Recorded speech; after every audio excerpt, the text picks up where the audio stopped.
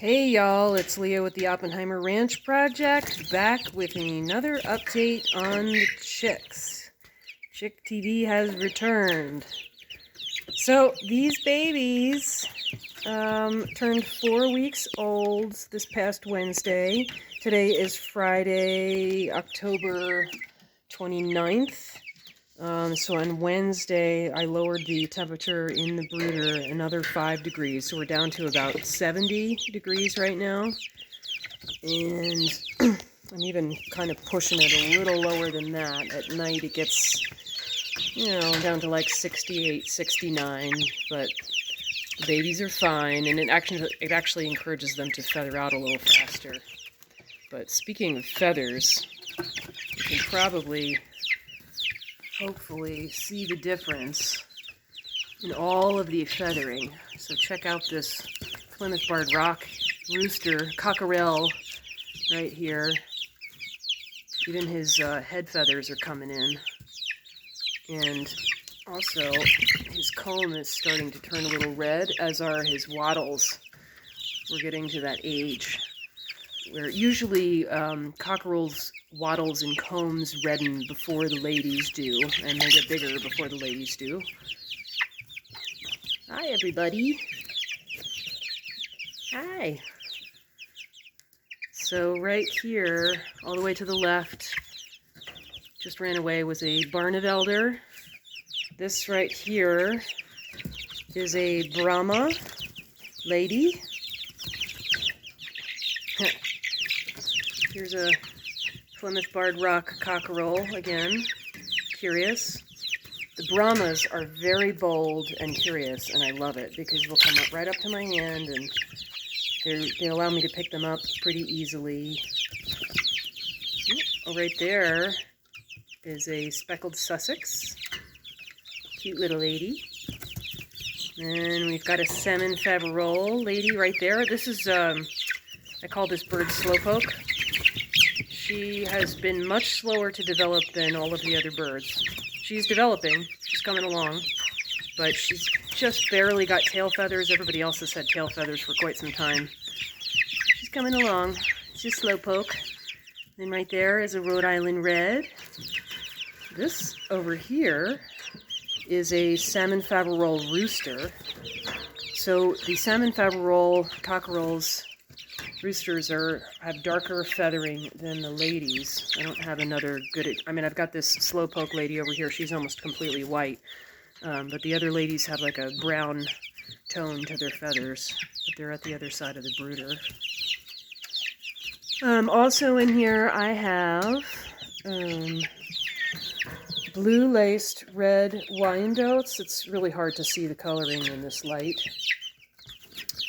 And I think I mentioned everybody. Speckled Sussex, Barnevelders, blue-laced red Wyandottes, Brahmas, salmon Faverolles, Plymouth Barred Rock. Right here, this is another Plymouth Barred Rock cockerel, and I call this bird pecking at my finger, Tiny Guy. He is just so small compared to all the other birds, and his coloring is darker than the other Plymouth Barred Rocks. So that's kind of funny. I wonder if he's going to remain tiny like a bantam, in which case he'd be kind of a mutant. But it's interesting. It's always fun to have a couple of little mutants in your flock that are different. But everybody's doing pretty well. I've made a few changes in the brooder. Goodness, everybody's gotten so much bigger, as you can see, and I'm having a hard time seeing how I will not have to split this group of birds into 2 different brooders, because we've got another 4 weeks to go in here, and I'm a little concerned that we might run out of room. However, perhaps we will finish the coop arrangements for these birds sooner than the end of November, and I could move them out of the brooder faster. They are feathered out quite a bit. As soon as they're feathered out, they can go outside. And if I do it a little sooner, it might be an easier transition into winter. I don't expect that it will be a big problem or anything, but anyway, as I was saying, I did make a few changes here. I'm going to close this lid for a second. So I now have in 2 of these heat lamps, I have these infrared bulbs. So they create no light at all, just heat. These are 150 watts versus this is a 250 watt red heat lamp bulb. So I just have 1 of those in and 2 of the infrared bulbs, and that's helping me keep the temperature pretty stable in here. And I'm just using 3 now. I have 4 lamps set up, but I'm only using 3 at this point. Hi, everybody. It's gotten very quiet all of a sudden. So I also put in some perches in here so that the birds can practice perching. That's what they do. Typically, they perch on a branch or a roost and sleep on that overnight. So we've got 1 little perch over there. Got a long perch over there that is often the favorite. Often everybody's lined up on that one. And I got a couple others on the other side. Everybody's doing quite well. I may switch out feeders at some point soon. I don't see any major signs of stress. I don't think we're too crowded yet, and everybody seems pretty happy. Hi, ladies. Oh, here's one of the salmon faverol ladies, the light-colored bird right there. Here's another one. I think they're going to be quite pretty. Here comes another Brahma. Here comes the Plymouth Bar Rocks, checking and everything out. He's the guard. I think this is Frank. I've got a Frank and a Fred in here. I think this is Frank. So I have said before that I was going to talk about stress and chickens and what an impact that can have on them. So, you know, chickens, their beaks are extremely, extremely important. And I was thinking about this recently, and it may be the most important part of their bodies. Chickens are omnivores like us. They eat pretty much everything. And the way that they determine what's good to eat and what's not good to eat is by pecking at it. So that's vitally important.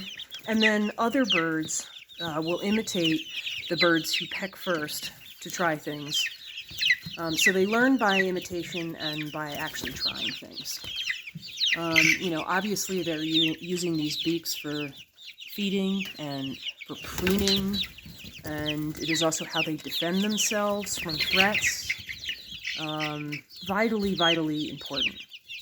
However, when chickens get stressed, they sometimes start pecking at things that they shouldn't.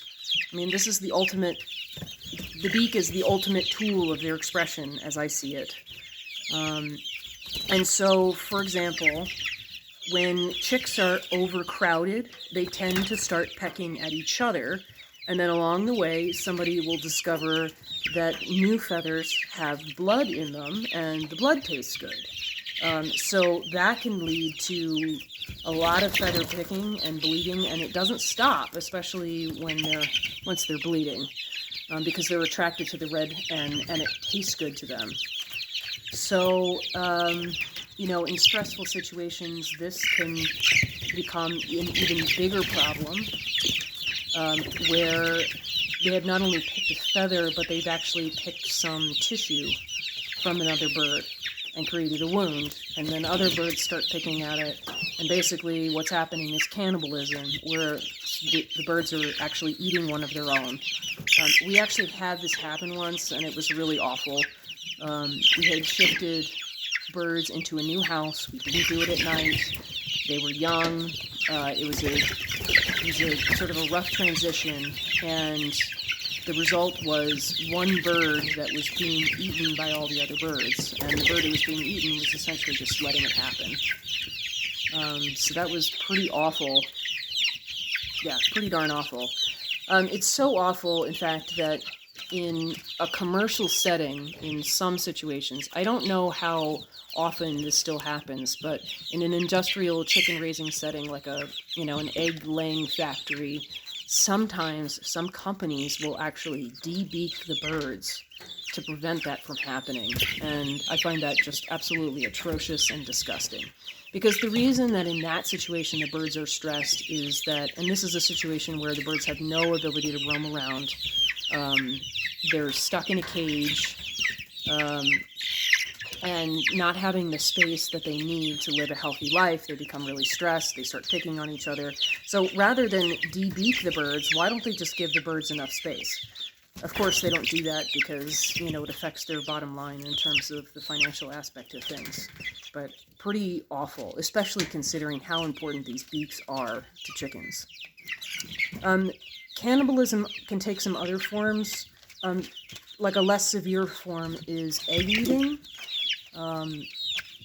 So sometimes egg eating just happens by accident, like somebody steps on an egg in a nesting box, it breaks, and then again, because chickens are omnivores and they want to try everything, somebody will sample the egg, and they're like, "Oh, that tastes good," and sometimes that can graduate into breaking eggs on purpose to eat them. And some birds will do that because they're stressed, and this is a big problem sometimes because chickens imitate each other and that's how they learn. So if you have an egg eater in your flock, you really need to get rid of it because the other birds will also learn to eat eggs and then you will have no eggs. I have had this happen a couple of times in the past, and the first time it happened, we had an egg eater and that was obvious, but I didn't know who it was. So short of putting a camera in the coop, I was not sure how I was going to find this bird. And funny enough, I figured it out eventually because one day I saw a chicken with egg on its face and I thought, oh, that's where that phrase comes from. Egg on your face, getting caught in the act of doing something. There's always some kind of truth behind idioms like that. And that is how I figured out how to figure out who the egg eater is, because whoever breaks the egg, chances are the yolk is going to splash them in the face or somewhere else on their body, and you can see that and identify them. So keeping the stress level down, as I've said 1,000 times, is hugely important for chickens. They are prey animals, after all. It is in their nature to stick together as a flock, and avoid danger and run away together when there appears to be danger. So keeping that stress level down really makes a big difference in terms of their health, their ability to process nutrients, and all of that stuff. And obviously, in terms of their behaviors, I love that this Plymouth Barred Rock is just sitting here and he keeps looking up at me. Like, what are you doing? And what is that weird rectangle you're holding? You can see over there, and now we have a bunch of birds sitting on the roost, on the perch over there. Some birdies sitting over here. I have about a week ago, I changed the litter in here. A little hard to do without stressing out the birds, but basically what I do is I just take a folded cardboard box that fits down the width of the middle of the brooder here, kind of shove everybody over to one side, just as I described in other videos in this series, and pull out all the old litter, put in the new litter. You can also wipe down the brooder if you want. I will say that having a brooder like this generates a tremendous amount of dust, so wherever you put a brooder like this, be aware of that. I have been wiping down the heat lamps and outlets that are nearby and other things that are just getting covered in dust. There's not much you can really do about it. But, also I've just been being mindful, and this is something you really want to do, especially in the beginning, is be very mindful, too, of moisture buildup in your brooder. It's not so bad here because it is so dry in Colorado. However, if something spills, you really want to take that litter out, because it just breeds microbes and other things that may not be good for them. So I had, as an example, the little drinker over there. I had an incident last week where the bottom came off and all of the litter, fresh litter that I had just put in, was soaked. So I just took out all of the soaked litter and added new dry litter. But something to be aware of in terms of their health. Creating an extra abundance of microbes in here is not necessarily good for them. A certain amount of microbes is great. I mentioned throwing dirt in here from the chicken yards so that they can get some natural immunity to the microbes that are in the soil. I'm going to do that again, and I'm also going to add some litter from the chicken house where they're going to be living, because while I am going to clean that chicken house before they go in it, surely there'll be some number of microbes that are left in there. They will need some immunity too. In any case, I think that's about it as far as changes and updates for the time being. A little lesson about chicken stress and how to avoid it if possible. And that is about it. So subscribe to the channel if you haven't already. If you liked the video, please give it a thumbs up. And if you're interested in this topic, be sure to visit the Chickens and Eggs playlist. There are 4 other parts in this series that are up in that playlist, which makes them very easy to find. And I also hope to, in the near future, put up some very old videos that are from Facebook from our first chicken flock and transfer them over to YouTube, because that would be fun to watch. So hopefully I get to that soon. Okay, take care everybody, and enjoy your day. And your chicks if you have them. Bye.